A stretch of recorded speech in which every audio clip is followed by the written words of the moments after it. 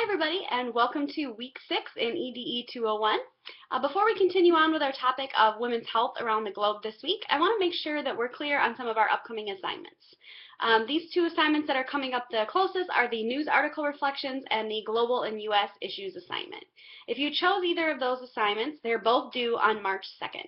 The news article reflections are a column C assignment and the global presentation is a column A assignment. Remember that you need one assignment from each column, A, B, and C, and no more than one from each row. So you might want to, this would be a good time to really double check the syllabus again and make sure that you've met those requirements so that you don't miss an opportunity to do the correct assignments. Each of these assignments are described in detail on our Blackboard site, so make sure that you take the time to pull those off and read those in detail as well. The news article reflections require you to find 2 articles that are current and related to course topics. Many people have already shared several current articles on Twitter, so our class hashtag would be a great place to find articles. A simple Google search or even searching a local or national newspaper's website should work as well. MLive might be a good resource if you're looking for a more local connection. You should probably begin scouting articles now to give yourself time to read them and write really good reflections. You will write a 1-page reflection for each of the 2 articles, combining both into one document, including the articles, before handing it in on Blackboard. So your document would include an article, your reflection, your other article, and your reflection, all in one. For the global issues presentation, you will use a presentation program or software to present your research. So this is a little different than putting your research into a traditional research paper. Instead, you're going to use software like PowerPoint, Prezi, Glogster, or even something more creative like iMovie or a YouTube video. I have no requirements on which presentation technology that you choose. I gave you these examples, but they don't mean that you have to be stuck and choose just one. In fact, there might be something out there that I haven't even heard of yet that is a really great presentation software, and you're welcome to use that and show me how it's done. In your presentation, the important part is whatever software you choose, that you're going to present research on a specific issue that we've discussed or that we will discuss in this course. So for example, trafficking, our current topic of women's health, or even some of our later topics on education and economic empowerment. And you're going to take one of those issues and discuss what it looks like in at least 2 different areas of the world, as well as in the U.S. So you can pick 2 different countries, 2 different regions, and then the United States. So if you choose this assignment, you should probably begin your research now, which is why I'm bringing this up a little bit early on in the semester, because this could take you a while to find sources. You need at least 3 to 5 sources for this presentation. So you may use our Half the Sky book as one source, but you're obviously going to need to go above and beyond that as well. So March 2nd is when both of these assignments are due, but I'm presenting them now to give you guys an opportunity to take these next couple weeks and prepare to get these done. Both of these assignments now have drop boxes on Blackboard in the assignment info folder. If your issues presentation is a link instead of a document, so for example if you use Prezi, then that gives you a link instead of an actual document, then please email me the link. Don't try to put a link into Dropbox, it doesn't work. Both of these assignments are due on March 2nd, like I said, 11:59 p.m. Eastern Standard Time. Let me know if you're struggling to meet this deadline as it gets closer, and I'll keep reminding you in these videos as well when things get closer. So now on to the topic of the week and our to-do list. And this is going to be us continuing to learn about women's health around the globe. Last week you learned about the topic of fistulas and the risk that they pose to women.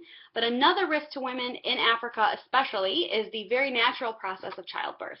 Many countries in rural Africa have a very high maternal and infant mortality rate. And this is due to a variety of reasons. Half the Sky mentions quite a few in Chapter 7 that you're going to read, but some of these reasons include the lack of doctors in these regions and the lack of education of women in these regions. So Chapter 7 in Half the Sky also mentions that a lack of attention, overall attention to women's reproductive health can also be due to an overall lack of regard for women. The United States, for example, had quite a high maternal and infant mortality rate until women got the right to vote in our country in 1920. So once women became voters, we cared more about keeping them alive and more care was paid attention to the health of mothers and babies in childbirth. So you will read some sad stories in Chapter 7. And I know that when we read these stories and we have this new information that we have maybe not heard of before, that it can always be a little bit shocking and frustrating to read about. However, I want you to kind of take a different approach in your tweets, your discussion posts and comments, and your reading reflections this week. Instead about writing about how shocking these statistics are, or these stories are, or how sad they are, or how you can't believe that these are happening, I want you to think about why these things are happening.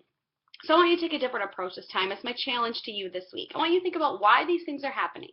What structures are in place in some of these regions that allow this to go on? How can education be a solution to some of these health issues? They don't seem to be related, but how are they related? What have other people done to help? So this chapter actually, despite starting with a very sad story, does give many positive examples of people that are helping and working to help, including you're going to read about more about Edna's hospital, the video you watched last week that they were taking care of fistulas. You're going to read more about her and her as a person and her drive and her character and her tireless work to help people in Somaliland. You're going to read about Alan Rosenfeld, another doctor that's doing the best he can in these regions. And then you're going to read about Sri Lanka as a country and how they have made women's health a priority and they made women's health important and made some great strides, even though they seem to be a country that's very sort of torn apart by war and really struggling economically. So this is a good opportunity to focus on the solutions this time around, and I would love to hear what you think about the solutions and what you think about why some of these things are happening, as opposed to talking only about how sad they are, how depressing they are. So I'm just going to challenge you to take a different worldview this time. So after you're done reading Chapter 7, that's our main reading for this week, you're going to learn more about Edna Adan's hospital and what she's doing to be a part of the solution. There are really so few doctors in Somaliland, and Edna is actually training girls to be midwives and encouraging these girls to go back to their villages with their new knowledge to help women have babies successfully. So this is a combination of using education to help women's health. So I want you to watch a 5-minute video about Edna training midwives. It's all subtitled, but it's really very informative on what she's doing to educate others so that they can educate more people. You're also going to look through Edna's website this week for her hospital to get more information on her work. So there are only 3 things to do this week: Chapter 7, the 5-minute video, and then the browsing through the website. So take your time with the website this time. Click around and see what she's doing to help. And there's also other opportunities for you to get involved if you would like to donate or kind of spread the word about her. I guess there are 4 things would be maybe to get started working on those 2 assignments if you chose them. And as always, remember that your discussion posts, comments, and reading reflections, if you chose those assignments, are always due on Sundays. This week they're due Sunday, February 16th at 11:59 p.m. And keep being active on Twitter. The conversation was actually a bit light this week, so I don't know if the topic is just not really inspiring you to talk a whole lot, or you're running out of things to say. But again, keeping that different perspective in mind and sharing some new things that you found also definitely benefits everybody else. So have a great week, and let me know if you need anything this week, and keep working.